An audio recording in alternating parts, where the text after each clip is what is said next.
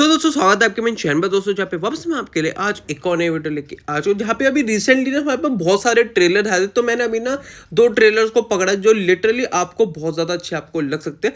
सबसे पहले अगर आप बात करें, वो आपको देखने मिलने वाले राजा साहब का आपको ट्रेलर आपको देखने मिलता है, जिसमें ऑफकोर्स द लॉर्ड प्रभास आपको देखने को मिल जाते हैं। जहाँ पे ये मूवी अब ऐसे बोलो तो थोड़ी स्पेक्टिकल है, थोड़ी आपको थोड़ी अच्छी लगती है, फिर आपको थोड़ी बुरी लग सकती है ट्रेलर में। पर ये आपके एक ओके टाइप का आपको ट्रेलर लग सकता है। तुम बोल रहे हो प्रभास तुम्हें ओके ट्रेलर लग रहा है।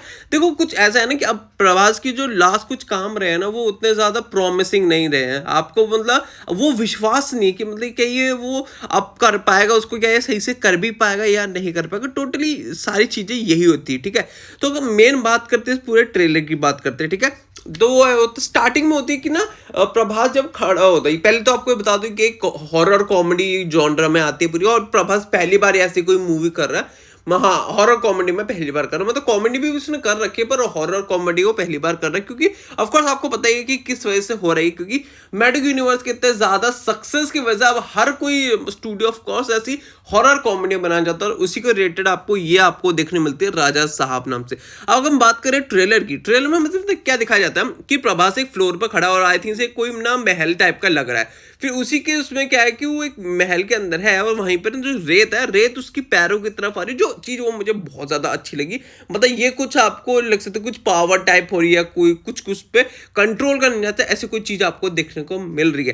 थर्ड में दिखाया जाता है एक पैलेस दिखाया जाता है, बहुत बड़ा पैलेस, मतलब पूरा सिनेमैटिक मोड में पूरा पैलेस दिखाया जाता है। उसके अंदर की जो लोग हैं, पूरी जनता है, वो सब दिखाया जाता है, और वो किसी एक जने को बहुत ज्यादा देर से घूर रहे हैं, पता नहीं वो कौन है, ठीक है। फिर हम इसके बाद एक लड़की हमें दिखाई जाती है, और हम बता दो इसमें आपको 3 हीरोइंस आपको देखने मिलती है। अगर एक बात की आपकी निधि अग्रवाल है, दूसरी आपकी I think Malvika I think से उसका याद नहीं मुझे, मालविका है, थर्ड का मुझे याद नहीं, ठीक है। तो फिर इसमें हमें एक लड़की दिखाई जाती है जो आपके ना जो टेबल नहीं होते, जो आपके मिरर टेबल होता है, उसकी तरफ बैठी होती है, वो कुछ देख रही होती है। उसके बाद फिर वो सीन हट जाता है। फिर उसी के बाद एक और सीन में आपको क्या देखने को मिलता है कि एक लड़की दिखाई देती है जो एक पानी के एरिया में जा रही है, जहाँ पे मतलब पानी बहुत ज्यादा भर चुका है, और वहां पे इलेक्ट्रिसिटी जल रही है, जो ये लग रहा है कि वो थोड़ा डेंजर एरिया हो सकता है। शायद से वहां पे इन्हें कुछ चीज लेके आनी हो, जैसा आपको समथिंग सा तो लग रहा है। जहाँ पे अभी तक तो ये ओके सा आपको ट्रेलर देखने मिलता है। फिर आता है इस ट्रेलर का सबसे बेकार चीज, वो आती है इसकी सीजीआई से जो उन्होंने वो क्या कहते हैं क्रिएचर बनाने की कोशिश करी है। भाई साहब बहुत ही ज्यादा, तो मैं सही बता रहा हूँ, बहुत ज्यादा बुरा लग रहा था भाई। पता नहीं ऐसा लग रहा था कोई ना वो कोई पहली बार मूवी बना रहा है, वैसी वाली चीजें लग रही थी। फिर उसके बाद हमें ये भी पता चलता है कि प्रभास का इसमें डबल रोल होने वाला है, क्योंकि यहाँ पे जैसे हमें बताया गया है कि जो एक पूरा महल हमें दिखाया गया है प्रभास के जानवर, तो ऑफकोर्स के जो दादाजी का रोल है ऑफकोर्स वो वही करने वाला है। तो ये तो हमें पता चल चुका कि प्रभास इसमें डबल रोल में आपको देखने को मिलेगा।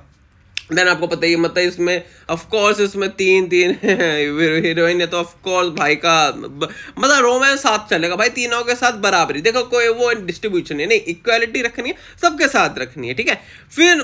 फिर उसके बाद देखो सीजीआई के तो हम बैठ उसके हम कुछ बोल ही नहीं सकते। फिर हमें ये भी चीज पता चलती है कि प्रभास पर कोई अटैक करता है, यानी कि प्रभास की थोड़ी जिंदगी थोड़ा डेंजर में हो सकती है। और फिर इस मूवी का सबसे इस ट्रेलर का सबसे बेकार चीज आपको पता है क्या देखने मिलती है?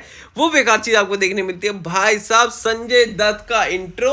वो इंट्रो तो ठीक है, पर संजय दत्त जब दिखता है, ओ माय गॉड, मैं क्या कर दिया है भाई, मतलब क्या बोले भाई। एक संजय दत्त को भाई साहब केजीएफ में दिखाया था, ठीक है, एक ज्ञान दिखा रहे हैं भाई, क्या फुद्दू तरीके से दिखा रहे हैं। तो मैं सही बता रहा हूँ, अभी तक तो ट्रेलर मुझे बहुत ज्यादा निराश कर रहा था, पर आखिर में जो वाला सीन आता है जहां पे आपका प्रभास आता है, ऐसा ओल्ड आता है, जब वो मतलब राजा वाला देखने मिलता है, जब वो आता है अपने थ्रोन पे बैठता है, और भाई जो बंदे नीचे खड़े वो उल्टा होता है, मतलब समझो आपके जो छत होती है ना, वो छत पे उसका थ्रोन होता है, वहां पे बैठता है, वहां पे जो बंदे नीचे होते हैं वो ऊपर पहुंच जाते हैं। और वो सीन मेरे लिए आई कैचिंग मूवमेंट था इस पूरे ट्रेलर का। बाकी मैं ये ट्रेलर पता है बहुत ठीक ही है, पर क्या वो वाव वाली कोई चीज है, एक लास्ट सीन को छोड़ के और कुछ सिनेमैटिक शॉट छोड़ के मेरे लिए और कोई वाव मोमेंट नहीं था इसके अंदर, और मुझे कुछ भी अच्छा नहीं लगा। बाकी तुम मतलब बताना क्या तुम्हें ट्रेलर सही लगा। तो अब हम बात करेंगे हमारे ट्रेलर नंबर 2 के बारे में। बात करते हैं हमारे ट्रेलर नंबर 2 की, जो आता है आपको 120 बहादुर नाम की मूवी। तो ऑफ कोर्स अगर आपने ट्रेलर देख लिया तो मैं बोलूंगा भाई ट्रेलर बहुत ज्यादा अच्छा, कुछ चीजें इसमें बहुत ज्यादा अच्छी। सबसे पहले बात करें ट्रेलर की, ठीक है। ट्रेलर में जो आपको सिनेमैटिक शॉट्स मिलते हैं, जो आपको स्टार्टिंग में जो सिनेमैटिक शॉट मिलता है वो बहुत ज्यादा अच्छा देखने मिलता है। सेकंड चीज पता कौन सकता है, जब हमारा सोल्जर्स हो हिल टॉप के ऊपर चल रहे होते हैं, सब ना आराम से चल रहे हो, और वो जो सिनेमैटिक जहाँ पे उनके ऊपर भाई वो सनलाइट आ रही है, भाई पता है क्या वो ऐसा मूवमेंट था भाई, उसको फोटो खींच लो, उसको वॉलपेपर बना लो, इतना मस्त आपको देखने मिलता है। और फिर हमें बताया जाती है मेन स्टोरी इस पूरी सीरीज की 120 बहादुरी। तो अगर आपको पता है तो अच्छी बात है, नहीं पता तो मैं आपको बता देता हूं। तो ये मेन स्टोरी जाती है आपकी इंडिया और चाइना वॉर जो 1962 में हुई थी, जिसका नाम बोला जाता है दी बैटल ऑफ रेजांगला, जिसे बोला जाता है the Indian army greatest war ever.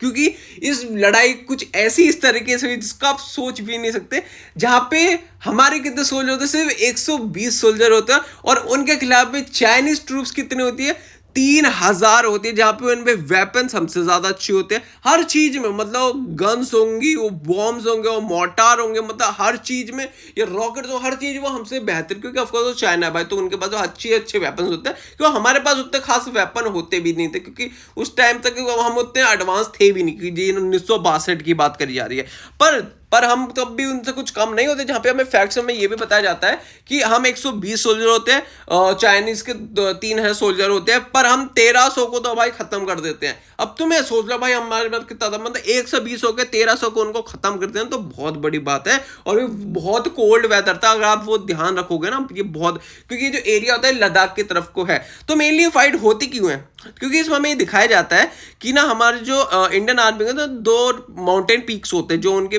आप एक तरह से उनके कैंप टाइप बोल सकते हो। पहला आता है आपका एक रेजांगला होता है, जिसपे ये होते हैं, और ये वहाँ पे क्या करते हैं, उसको वो डिफेंस करना चाहते हैं, ठीक है। और दूसरा होता है आपका चुसुल। तो मेनली जो आपके चाइनीज ट्रूप्स होते हैं वो ये रेजांगला को कैप्चर करना चाहते होते हैं। वो किस वजह से, अगर वो रेजांगला को कैप्चर कर लेंगे तो उनका जो हमारा जो दूसरा पॉइंट है चुसुल पे ना हमारे एयर स्ट्रिप है।